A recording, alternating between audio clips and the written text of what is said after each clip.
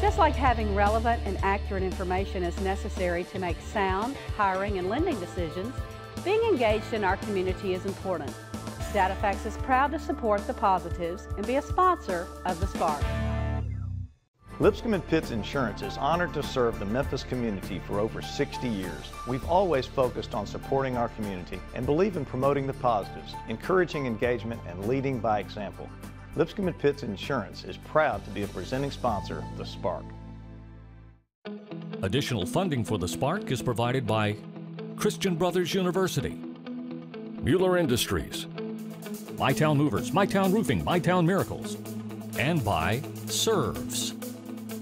This month on The Spark, our theme is Moving Forward with Faith. We'll learn more about a local faith-based nonprofit rebuilding the lives of homeless men, an organization mentoring girls with music education and opportunities to shine, and a set of companies known as MyTown that are set up to support the mission of being a miracle to those who really need one.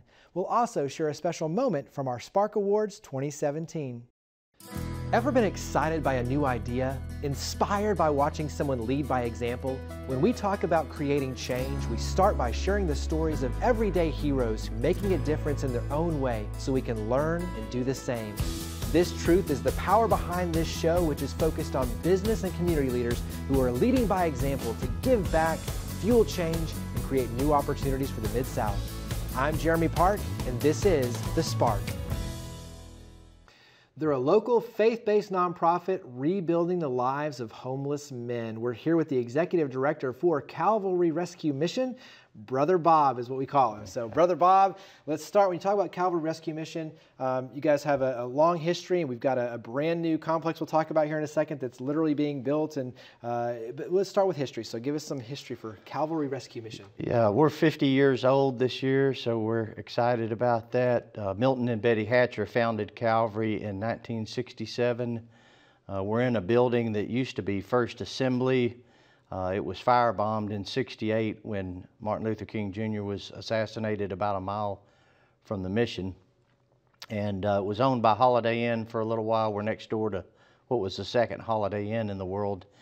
And eventually they sold it to Calvary. They were going to lease it to Calvary for $1 a year, and then they said, forget about the dollar. And so Calvary has been at that location now for 45 years. And you are, as I mentioned, rebuilding the lives of homeless men.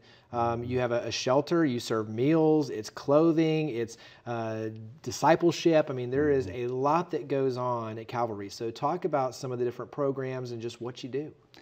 Yeah, and this year we have the dubious distinction of being in the most dangerous neighborhood in the United States, so that's fun. But, you know, the Lord's been good to us there, and we've feel like it's a safe haven in a dangerous neighborhood.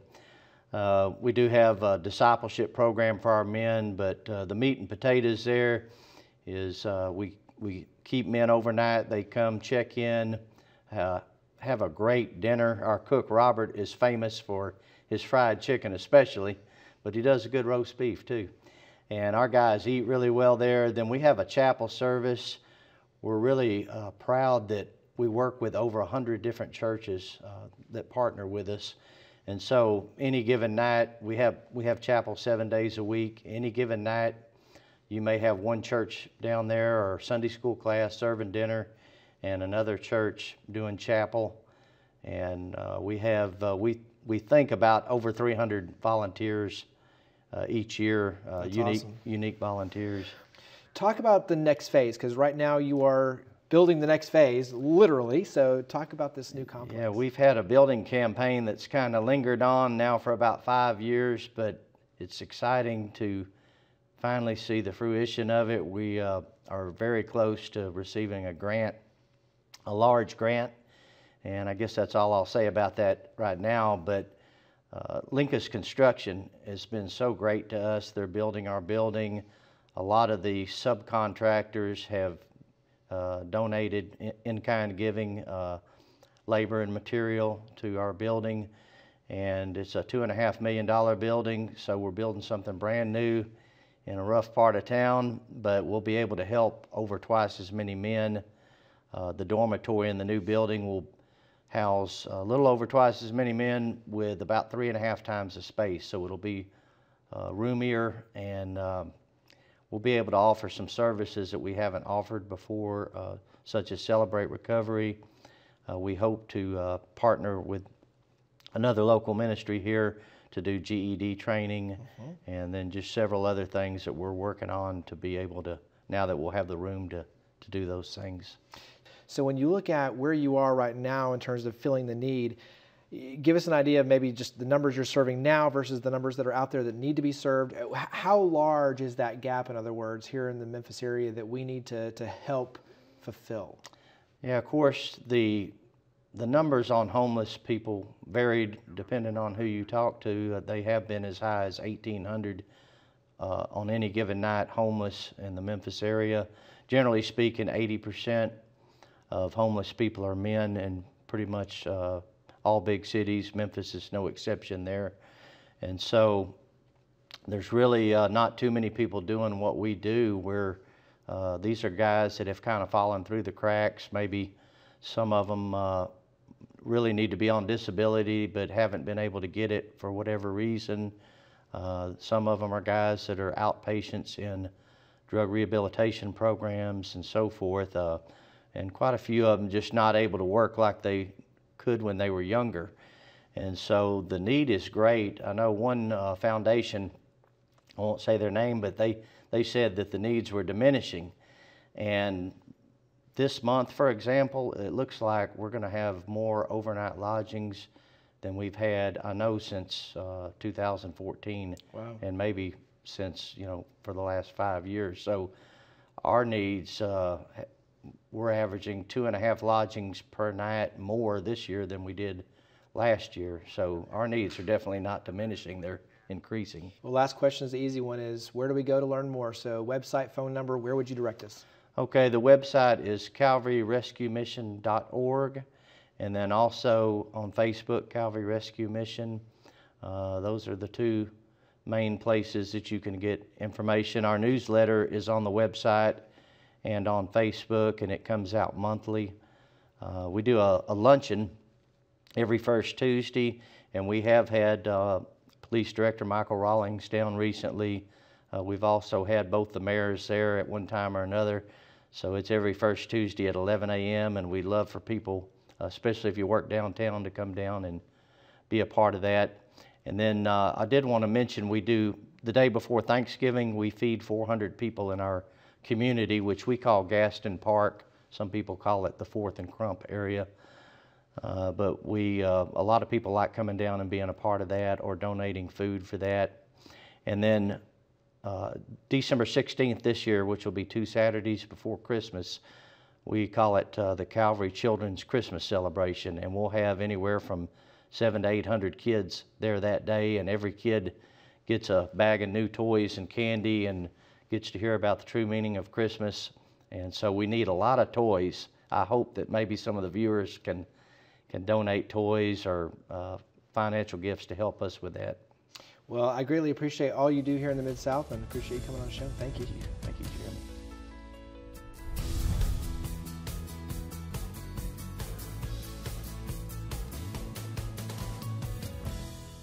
They're an organization mentoring girls with music education and opportunities to shine. I'm here with the founder and executive director of Angel Street, Jill Dyson. And when we talk about Angel Street, working with young girls doing amazing things, it's through music, it's through your personal passion as well. So you being the founder, give us a little bit of history for Angel Street. Well, we first started as a women's Christmas dinner entertainment opening act. It was a choir of 11 girls back in November, several years ago, and we just found something really unique about it. It really struck a chord, pun intended, and we decided to just kind of consider making it an organization that impacts girls in areas with limited artistic opportunities. And of course, areas like that are increasing across the country, but specifically in Memphis, where it's being cut out of the school systems and budget cuts and all that kind of stuff. So we wanted to make sure that we stayed focused on all females, created a safe space after school, and where typically gymnasiums and centers in the neighborhood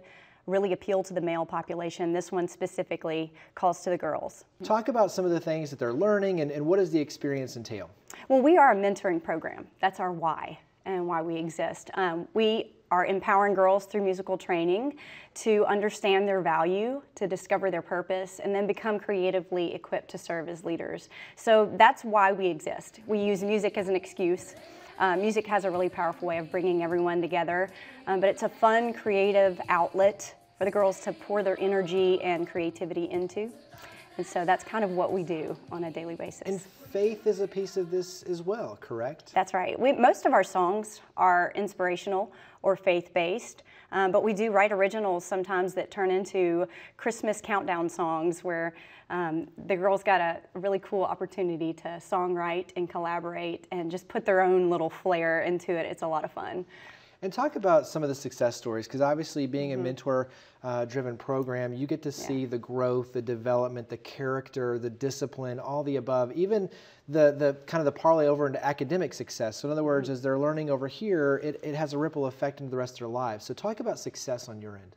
Well, a lot of people don't see the impact of their programming for years, but we are really a unique program, and we get to see confidence grow immediately from the time they come in the door, and they're very shy at our audition process, which they sing Happy Birthday or Twinkle Twinkle Little Star. It's a very small process for audition, nothing high pressure whatsoever. But we get to see their confidence build from turning around and covering their mouths to, you know, at the end of the year, they're wanting the solo parts. And so we get to hear their voice strengthen, and we see that both internally and externally. And so that's what we encourage them to do. And we do that in a faith-based environment.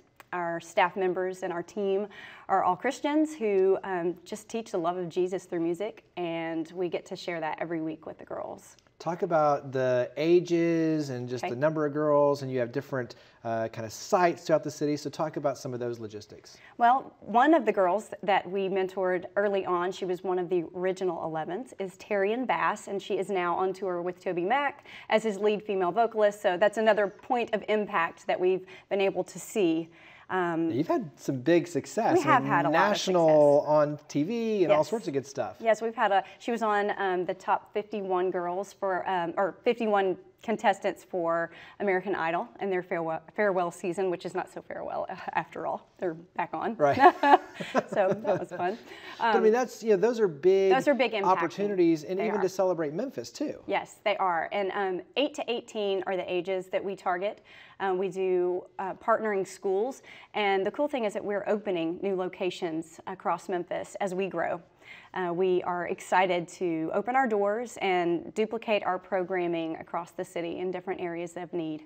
So how can we help? Because I mean, obviously to underwrite the cost of what you're doing is one piece, to give the girls opportunities to showcase, to shine, that's another piece. Yeah. Mentoring, guiding, volunteering, what are some of the ways that we can help? You can do everything, anything small, such as donating snacks, donating your time and coming to do a site visit and just seeing the impact that happens during our rehearsal space. Or you can do what we are currently using as our fundraising model. It's $11.11 a month, and it goes to support our growth and our programming specifically. So all the dollars are targeted specifically for programming. And it's very simple to do. When 11 of you give $11.11 a month, then you can actually sponsor one girl through programming for the year. So that's kind of a neat way, an entry point into fundraising, but we also have general operating costs as well. And so larger donations are always accepted. So how do we learn about performances? Where do we start in the journey of getting involved with Angel Street? Where would you guide us? I would guide you to our website or our Facebook or Instagram. We are angelstreetmemphis.com, and there we put everything that we do, from performances to fundraising campaigns to ways to volunteer and plug in. Nice. Well, I mean, having seen the girls firsthand at many performances, absolutely amazing. What you're doing is amazing. So I greatly appreciate all you're doing here in the Mid-South, and appreciate you coming on the show and sharing. Thank you. Thank you so much for having me.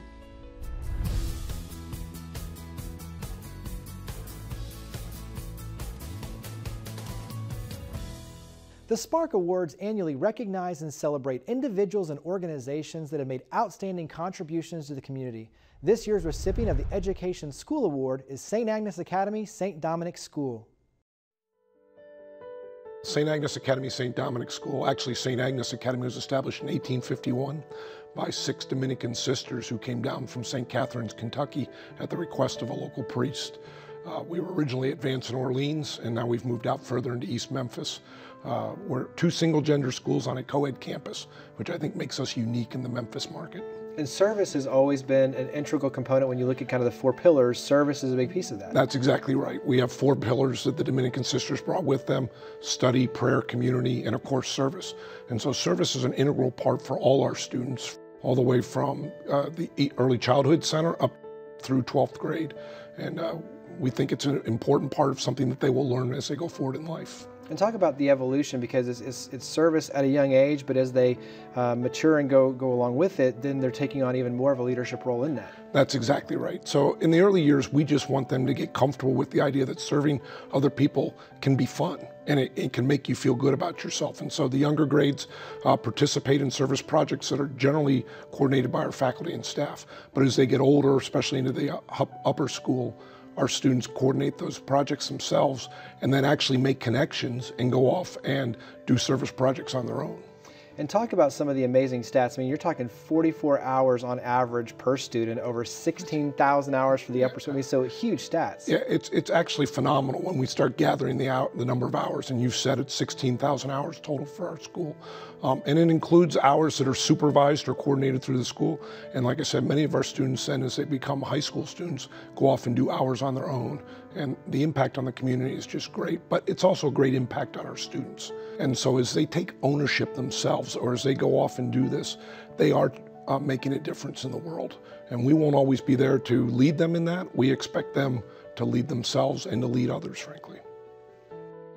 St. Agnes has really given me opportunities to grow in my service. So they send us to the soup kitchen. We have Day of Caring every year, which gets us connected with different places in the community. And they've just given me activities like Madonna Learning Center. My drama teacher introduced me to that and really showed me a love for the people there. And then my soccer coach introduced me to a soccer camp, and I spend hours and hours every summer just working with those kids and doing the things that I love and teaching them. But that's all because St. Agnes has put this spark inside of me to go out into the community and do this on my own. So while we're required only 20 hours to get each year, a lot of my friends and a lot of the other students will go beyond that and go into the community because we just enjoy doing what St. Agnes shows us to do. And what's one of your favorite parts of serving?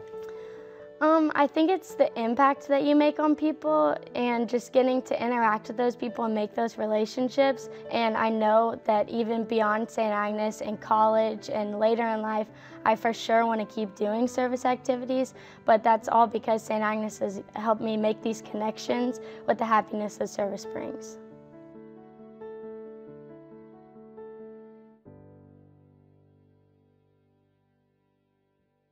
They're a set of companies known as MyTown, and they're set up to be the miracle in people's lives. I'm here with the co-founder, co-owner of MyTown Miracles, MyTown Roofing, MyTown Movers. There's a lot of MyTown, but Noel Fenderson. So yes, thank you for having me. Absolutely. Let's start. So when you talk about MyTown, that's kind of a general brand, but you do have these different families. So you have MyTown Movers, MyTown Roofing, MyTown Miracles. We'll take those in threads. Let's start with MyTown Movers. So moving is the thrust of it, but give us a little bit of a description for MyTown Movers. So MyTown Movers, we were formed in 2013, and we were formed with the business's mission mindset, and we just use the platform of moving to impact lives. And we started with, I have a business partner who used to be in the industry, and he owned another local moving company.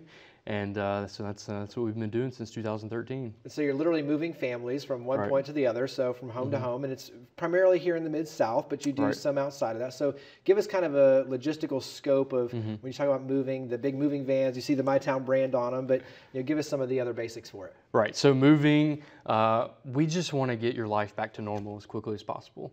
So moving is a very stressful time in everyone's life, and we just come alongside as a guide. And we walk you through the process. We're with you every step of the way.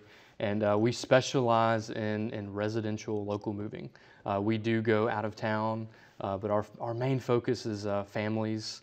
We just have a heart for families, whether that's a single mom or a new family, just moving into a new house. Our goal is just to to get their life back to normal as quickly as possible. To take good care of them. That's right. So talk about MyTown Roofing, because I think it dovetails nicely. You're interacting and taking care of families there, but then obviously roofing is a big piece of this when you talk about residential. So talk about MyTown Roofing. Yeah, so we just saw such an opportunity to continue to serve. So we could move Jeremy into your new house, and then we could say, hey, how can we continue to serve you? And the exterior, the outside just felt like a good fit to protect your home. So we launched MyTown Roofing. We have another partner in that as well, and Kyle Grasso, he specializes in roofing. And so we cover you from the outside in. and you know, to your point, you have the expert teams that go along within these, but it's all built on this servant mission. And I think that dovetails nicely into MyTown Miracles, where when you look at MyTown Moving and MyTown Roofing, both of those serve to support MyTown Miracles. Describe MyTown Miracles. Yeah, so MyTown Miracles, we are a local nonprofit. We're a 501c3. And that was formed just to be intentional about making a strategic impact into individuals and families. Our mission is to be the miracle that brings lasting change. So we use the platform of our for-profit companies, and that is what we use to pour into our nonprofit. And so we have a business's mission. The way I like to describe it is miracles is really the passion behind our brand. So we have been entrusted all these gifts, and we want to use those to glorify God and to make an impact in communities and individuals and homes. So that's kind of the route we use for that. Well, I just think it's so cool because many times you see nonprofits and they're struggling so hard because they've got to win the trust to get the donations. And on your end, you're using that for-profit model, MyTown Movers, MyTown Roofing, and you're being able to support then this servant-driven nonprofit that you've created as well to be the miracle. And I think it's so powerful, but it creates sustainability, it creates opportunities, it creates this ability to really galvanize, but for a higher purpose. Talk about some of you've done some really cool miracles. And so give us maybe one or two that stand out that kind of paint the picture of what this is. Okay, we'll paint the picture. A single mom, Stacy, gorgeous little girl named Paisley, 3 years old, has a rare condition called Schwartz-Jampel syndrome. And she's got 11 doctors, Le Bonheur, St. Jude, just a precious little girl. And their husband, her dad, was tragically killed in a car accident. So now we have a single mom, widow, no health insurance, no life insurance. Oh my goodness, what a perfect time for a miracle. So we stepped in and we said, let's be the miracle in their life. And we covered their mortgage, their car insurance. We walked alongside them and helped them to get sustainable for the next years of their life. I know you yourself, when you look online, people can kind of nominate in for those that need a miracle. Talk about that process. Right. So we have a website, mytownmiracles.org, and that's where we have people in the community. You can go and nominate a miracle for yourself or for someone in need. And it's just a process where you go through, and really we use that to see, can we really be a miracle in their life? Can we make an impact that's going to be generational, that's maybe change the trajectory of their life, that's going to show God's love? So it's just a platform that we use, and we pray over them. We have a strong board of 16 members throughout the community and the business world, and my pastor, and just to work through those and see where we can make a difference. Talk about, just kind of your view of using the companies and using MyTown Miracles to really share compassion and love and, kind of this end goal of sharing Christ, but through the companies and through the nonprofit. Yeah, so I love, I wasn't even on social media 4 years ago, and one of my business partners was like, you gotta get on. So I got on, and I just saw what a platform to make a difference. And we just use the social media world, and I believe we have a personal responsibility to use what we've been entrusted here to make a difference. And when we meet our Maker, we're going to have to say, hey, we're going to have to answer to everything we've done on this earth. So I use that just to make a difference and just to share some positive good, some positive change to help people in times of need. And it's just been so awesome to see the fruit from that and the encouragement and things from that. So we're talking about social media, but give everyone the links on where would you direct us to follow the companies, the nonprofit. Where should we go? Yeah, so we're heavily on Facebook, Instagram, and Twitter. My Town Movers, My Town Miracles, and My Town Roofing. And then I have my personal page, Noel Fenderson. So we're all over social media. We're trying to be like you, Jeremy, and just following in your footsteps. We're everywhere. So. Well, I absolutely love everything you guys are doing and greatly appreciate you coming on the show. So thanks, Noel. Thank you. Thank you for the privilege to be able to share.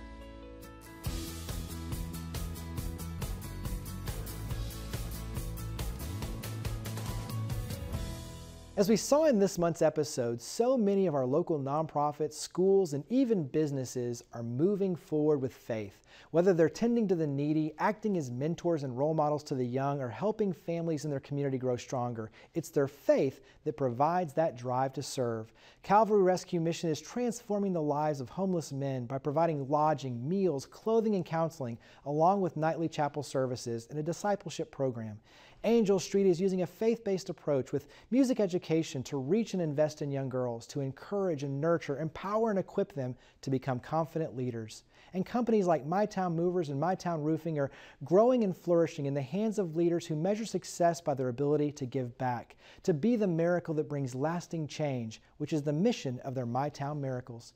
Year after year, Memphis has been shown to be one of the most generous cities nationwide in terms of individuals' charitable giving, and we're blessed to have so many organizations and people here in the Mid-South who are driven by faith. Thank you for watching The Spark. To learn more about each of the guests, to watch past episodes, and to share your stories of others leading by example, visit WKNO.org and click on the link for The Spark. We look forward to seeing you next month, and we hope that you'll join with us in creating a spark for the Mid-South. Just like having relevant and accurate information is necessary to make sound hiring and lending decisions, being engaged in our community is important. DataFax is proud to support the positives and be a sponsor of The Spark. Lipscomb & Pitts Insurance is honored to serve the Memphis community for over 60 years. We've always focused on supporting our community and believe in promoting the positives, encouraging engagement, and leading by example. Lipscomb & Pitts Insurance is proud to be a presenting sponsor of The Spark.